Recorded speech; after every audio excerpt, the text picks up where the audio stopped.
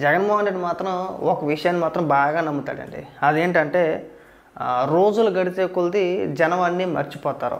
ఈరోజు ఒకటి జరిగిందనుకోండి, రేపొద్దున మనం దాన్ని మార్చి చెప్పినా సరే జనం నమ్ముతారులే. గతంలో జరిగింది ఏది కూడా జనానికి ఏది గుర్తుండదో అనేది మాత్రం జగన్మోహన్ రెడ్డి గట్టిగా నమ్ముతాడండి. ఎందుకంటే ఈరోజు మాట్లాడుతూ జగన్మోహన్ రెడ్డి లిక్కర్ గురించి మాట్లాడుతూ, మద్యం ధరల గురించి మాట్లాడుతూ ఇప్పుడు ప్రభుత్వం అధిక ధరలకు విక్రయించేస్తుందంట. జగన్మోహన్ రెడ్డి ఉన్నప్పుడట చాలా తక్కువ ప్రైజ్కి అమ్మాడంట. చాలా చెప్పుకొచ్చాడు. ఒకసారి ఏమని మాట్లాడుతున్నాడు వినిపిస్తా చూడండి. ఈసారి మాత్రం మీ అందరికీ కొత్త విషయం చెప్తాను. జగన్ ఒక్క నిమిషం ఉన్నాడు, సౌండ్ పెడతా. 2లో వైఎస్ఆర్సీపీ 2లో చూస్తూ 1.5 సంవత్సరం అయిపోయింది. కళ్ళు మూసుకొని కళ్ళు వేసేసరికి ఆ మిగతా 3 ఏళ్ళు కూడా అయిపోతాయి. ఆ 3 ఏళ్ళు అయిపోయిన తర్వాత వచ్చేది మాత్రం ఈసారి ఖచ్చితంగా మన ప్రభుత్వమే వస్తుంది. అలాగే అన్నామన్న. ఈ ఎన్నికల్లో కూడా, ఈ 24 ఎన్నికల్లో కూడా సేమ్ అలాగే అన్నాం. 175కి 175 మనమే అన్నాం. మీరు మారలేదు, మీ నాయకులు మారలేదు, మీ నాయకులు మాట్లాడే భాష మారలేదు. ఇంకెక్కడి నుంచి వచ్చేస్తావన్నా నువ్వు? మనకు ఆల్రెడీ వచ్చిన అవకాశాన్ని సద్వినియోగం చేసుకొని ఉంటే ఈరోజు మనకి 11 రావుగా. ఏదో కోతి కొబ్బరి చెప్పు దొరికినట్టు అధికారం వచ్చింది కదా అని చెప్పేసి ఏక దోపిడీ మీద పడ్డారు. ప్రజల చిత్రహింసలో పెట్టారు. మధ్యాహ్నానికి బదులు స్పిరిట్ అమ్మేసేవన్నా. మళ్ళీ నేనే వచ్చేస్తాను కలగనమాకన్నా పగటి కళ్ళ మాని. అంటే ఇంతగా మోసాలు చేసిన పరిస్థితి, ఇంతగా అబద్ధాలు చెప్పిన పరిస్థితి బహుశా ఈ రాష్ట్ర చరిత్రలో ఎప్పుడు కూడా మనం చూసింటాం.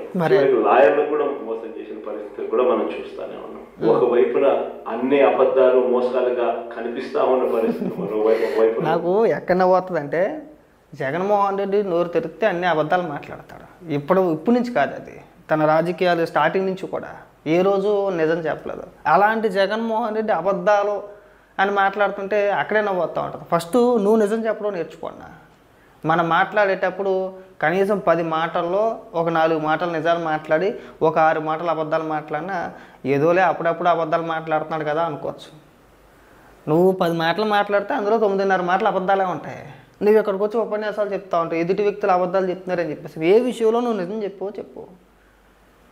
మన ఎన్నికల ముందు ఏమని మాట్లాడాం? ఈ ఎన్నికలు కాదన్నా 2019 ఎన్నికల ముందు ఏమని మాట్లాడాం? మనకి 25 మంది ఎంపీలు ఇచ్చేసేయండి, ప్రత్యేక హోదానే తడికట్లకు వచ్చేస్తాను అన్నావు. పాయే ప్రత్యేక హోదా గురించి అడగండి అయ్యంటే నేను అడుక్కుంటున్నాను అక్కడ అని చెప్పేసి నన్ను అడిగావు. అది అయిపోయింది. పోలవరం కడతాను, అద్భుతమైన బిల్డింగ్ నగరాన్ని నిర్మించేస్తాను నేను, హైదరాబాద్ కంటే గొప్ప నగరాన్ని ఎలా కడతారని చెప్పి అడగమాకండి, అది నా బుర్రలో ఉందన్నావు. నువ్వు అధికారంలోకి వచ్చిన తర్వాత బుర్ర తీసుకెళ్ళి ఫ్రిడ్జ్లో పెట్టు. మహానగరం అనేది ఏమీ లేదు, 3 రాజధానులు అన్నావు, అది పోయింది ఇది పోయింది. ఉన్నదాన్ని నాశనం చేసావు. ఏదో అక్కడికో సాయంత్రం ఉంది కదా, అలాగా మనం చేసింది సచ్చింది ఏమీ లేదు కానీ ఉన్నదాన్ని నాశనం చేసేసావు. మళ్ళీ వాళ్ళు వచ్చి మళ్ళీ రాజధాని నాశనం చేసేస్తాను, మళ్ళీ నేను వచ్చేస్తానని మాట్లాడుతున్నావు. ఊరికే సిగ్గనిపించట్లా ఉంటే మరోవైపున వ్యవస్థలన్నీ కూడా పూర్తిగా దిగజారిపోయిన పరిస్థితులే కనిపిస్తా ఉన్నాయి. చదువుల రంగం తీసుకున్నా, పేదవాడి ఆరోగ్యానికి సంబంధించిన రంగం తీసుకున్నా, వ్యవసాయ రంగం తీసుకున్నా, లా అండ్ ఆర్డర్ తీసుకున్నా, గవర్నెన్స్ లో ట్రాన్స్పరెన్సీ తీసుకున్నా, ఏ రంగాన్ని తీసుకున్నా కూడా అన్ని రకాలుగా తిరోగమనమే కనిపిస్తుంది తప్ప ఈ రాష్ట్ర ప్రభుత్వంలో ఎక్కడా కూడా పురోగతి, అభివృద్ధి అనేది ఎక్కడా కనిపించే పరిస్థితి. మరోవైపున విచ్చలవిడి కరప్షన్. ఏ గ్రామానికి వెళ్ళినా కూడా గ్రామంలో పక్కనే బెడ్ షాప్ కనిపిస్తుంది. విచ్చలవిడిగా బెడ్ షాప్ మన కళ్ళ ముందునే ఎంఆర్పి రేట్ కన్నా ఎక్కువ రేటుకి అమ్ముతా ఉన్నారు. డైరెక్ట్ గా ఎంఆర్పి రేట్ కన్నా ఎక్కువ అమ్ముతా ఉన్న బెడ్ షాపులు ఎవరు నడపాలా అనేది ఆక్షన్లు పడతా ఉన్నారు. అలా కాదు జగన్మోహన్ రెడ్డి. అసలు మద్యం గురించి నీకు ఎలా మాట్లాడాలనిపిస్తుంది? కాస్త సిగ్గు అనిపించట్లేదా? ఎంఆర్పి ధరల కంటే ఎక్కువగా అమ్మేస్తున్నారా? మనం అమ్మినప్పుడు, మనం అధిక ధరలు విక్రయించేసినప్పుడు ఏమైపోయింది? 100 రూపాయలు ఉన్నదాన్ని 300కి అమ్మాం కదా. సరే ఒక పని చేయి, నువ్వు గత 5 ఏళ్ళు ముఖ్యమంత్రిగా చేసావు కదా, రాష్ట్రాన్ని మీరే పరిపాలించారు కదా, మీ ప్రభుత్వమే ఉంది కదా. ఇదిగో మేము 5 ఏళ్లలో మేము పాలసీ మార్చి ప్రభుత్వమే మద్యం దుకాణాలు నడిపింది కాబట్టి పలానా బ్రాండు, ఏ బ్రాండ్ ఎంతకు అమ్మారు, మేము ఈ బ్రాండ్ ఎంఆర్పీకి ఎంతకు అమ్మాం, ఈ బ్రాండ్ ఎంతకు అమ్మాం అని చెప్పేసి అని నువ్వు చెప్పగలుగుతావా? మనం చెప్పలేము. ఇక్కడికి వచ్చి ఎందుకు ఉపన్యాసాలని అడుగుతున్నా.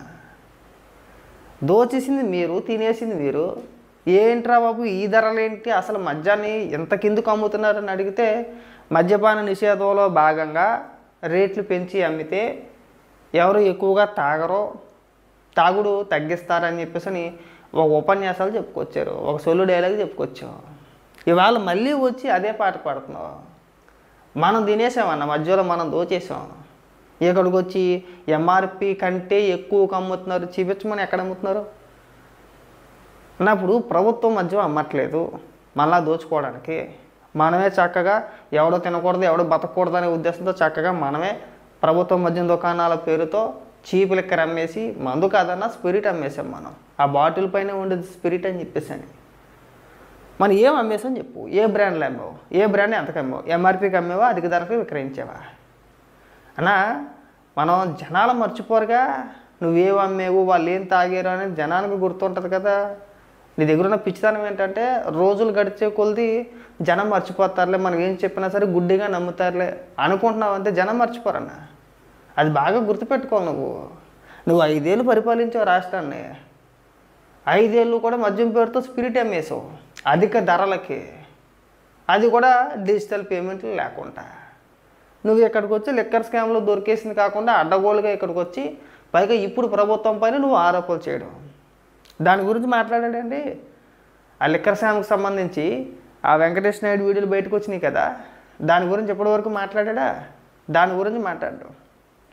అసలు దానికి వీళ్ళకి సంబంధం లేనట్టే ఉంటారు వీళ్ళు కానీ, వీళ్ళ నాయకులు కానీ.